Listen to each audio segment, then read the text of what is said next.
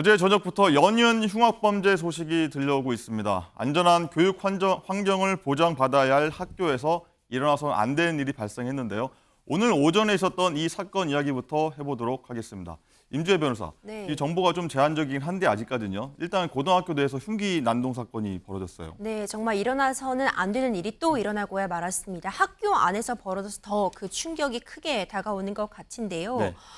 경찰과 교육 당국에 따르면요. 일단 오전 학교 정문에서 본인을 졸업생이라고 소개를 하고 학교 안으로 들어갔던 것 같습니다. 네. 그리고 교무실을 방문해서 지금 피해자를 찾았고요. 수업 중이라는 말을 듣고 이제 교실 밖에서 기다리다가 화장실을 가려고 나온 이 피해자를 찌르고 그대로 달아났습니다. 네. 이후 의식 불명의 상태로 지금 피해자가 옮겨져서 수술을 받고 있다고 하니 정말 안타까운 상황입니다.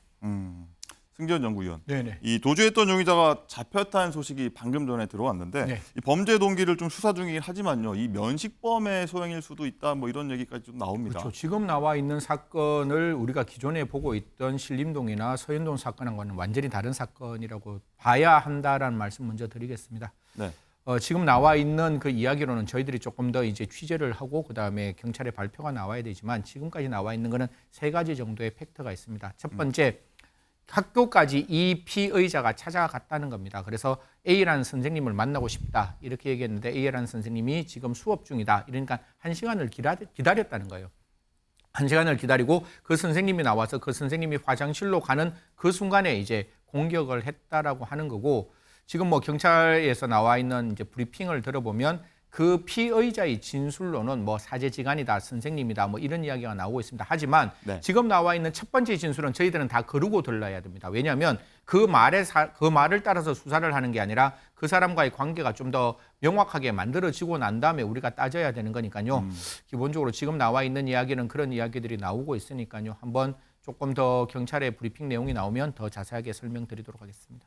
사제지간이다 일단 얘기가 나왔으면요. 일단 면식범이라고 봐야 될 가능성이 높긴 한데 지금 나와 있는 예, 상황은 그렇죠. 예. 예. 그럼 계획범죄 가능성이라고 좀 봐야 될까요? 어떨까요? 뭐 지금 나와 있는 내용은 일단 만약에 제가 앵커를 모르면 앵커를 1시간 기다리겠다 이런 말 안 할 거 아니에요. 네. 1시간을 기다리겠다는 건 분명히 그 면식, 얼굴을 알고 있는 상황이고, 만약에 그런 상황에서 그 사람을 그냥 와서 말하려고 생각했다면 흉기를 준비 안 했겠죠. 흉기를 준비했다는 거는 적어도 그 사람을 만났을 때 무슨 생각을 했겠어요? 공격하겠다 이런 생각을 했고, 그 공격했는 게 지금 나와 있으면 아까 우리 임 변호사님 말씀 주셨다시피 굉장히 위험한 상황, 수술을 받고 있는 상황이면 적어도 그 사람에게 치명상을 입히겠다는 의도가 있다. 이 두 가지를 바라본다면 적어도 그냥 우발적인 범죄가 아니라 계획적인 범죄일 가능성은 충분하다. 이런 말씀 드리겠습니다. 임주혜 변호사. 네. 계획 범죄일 때하고 우발 범죄일 때 형량 차이는 좀 있을까요? 네, 근데 그 전에 제가 강조드리고 싶은 부분은요. 우리가 살인죄를 가장 높은 법정형으로 다스리고 있는 이유는 피해를 회복할 방법이 없기 때문입니다. 그렇기 때문에 이게 계획범죄냐 우발범죄냐 그 동기를 따지는 것도 결국 양형에 있어서는 중요한 요소가 될 수는 있지만 피해자가 되돌릴 수 없는 피해를 입었다는 부분엔 차이가 없거든요. 하지만 어떤 형을 내릴 때 있어서 참작되는 동기들이 있습니다. 살인의 경우에도 어떤 할 동기가 있는 살인인지, 뭐 보통 동기의 살인인지, 뭐 비난 동기의 살인인지 등등에 따라서 양형 기준에 따라 판단이 내려지거든요. 이 경우에 지금 이게 우발적인 살인이냐, 계획적인 범죄에 의한 살인이냐는 굉장히 형량 차이가 클 수 있습니다. 그러니까 2배까지 차이가 날 수 있어서 네. 우리가 일전에도 여러 가지 알려졌던 주요 사례들, 뭐 고유정 사건이라던가 이런 중요한 어떤 사망 사건과 관련된 사례 등에서 이 계획적인 살인인지 우발적인 살인인지를 놓고 첨예하게 대립된 경우가 많았던 것도 같은 이유에서입니다. 네. 소영주 부대변인. 네네. 최근 흉악범죄가 좀 늘고 있다 보니까요. 일각에서는 살인죄 형량을 좀 대폭 늘려야 된다. 뭐 극단적으로 사형제 부활 얘기까지 나오고 있는데 어떤 생각 갖고 계세요? 일단 뭐 살인죄 형량을 늘려야 된다. 이건 국민 정서상 당연히 늘리는 게 맞겠죠. 그런데 이제 법 체계상 뭐 미국처럼 뭐 100년, 200년 때릴 수 있는 건 아니니까요. 네. 하지만 형량에 대해서는 검토를 할 필요는 있는 것 같습니다.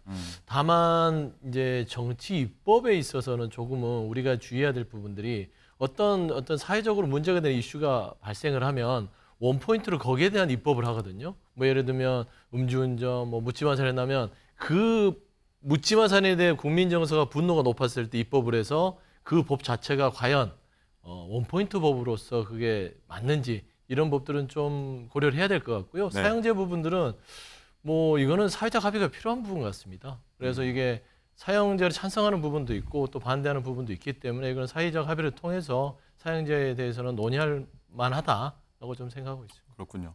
이동석 행정관. 네. 이 유명인이 극단적인 선택을 하면 어떤 이 모방 사건이 일어나는 이 베르테르 효과라고 하잖아요. 네. 이런 뭐 강력 범죄도 그런 측면에서 좀 반복될 우려들이 좀 있는 건가요? 어떤 건가요? 뭐 지금 계속되고 있지 않습니까? 앞으로도 이런 모방 범죄 계속될 것으로 보이고요. 지금 우려스러운 부분이 지금 좀 전에 말씀하셨다시피 뭐 심신미약으로 인한 뭐 감형 이런 것들이 현재 뭐 사회적 논란을 일으키고 있는데요. 이 부분을 전체적으로 한번 다시 논의가 돼야 되지 않나 저는 그렇게 생각을 합니다. 무엇보다도 지금 정치권이 적극적으로 나서야 할 것으로 보이는데요. 뭐 원포인트 법안 좋습니다. 하지만 그게 끝까지 처리가 돼야 된다고 보고 이번 국회가 또 마무리되기 전에 네. 이번 법안이 계속 나와서 앞으로 계속 해결되기를 한번 바라보겠습니다. 혹시요, 이 뭐 근본적인 예방 대책 뭐 이런 게 좀 필요할 것 같은데 어떤 생각 갖고 계신가요? 뭐 근본적인 예방 대책 바로 나와야 되겠죠. 예. 당연히 지금 현재 여당과 정부가 적극적으로 나서서 협의가 돼야 된다고 보고요. 네. 앞으로도 당정을 통해서 계속해서 논의가 되기를 한번 희망해 보겠습니다. 네. 학교 안전 시스템이 무너져서요. 이 학생들, 학부모들 뭐 불안이 점점 커지는데 예방책 절실합니다.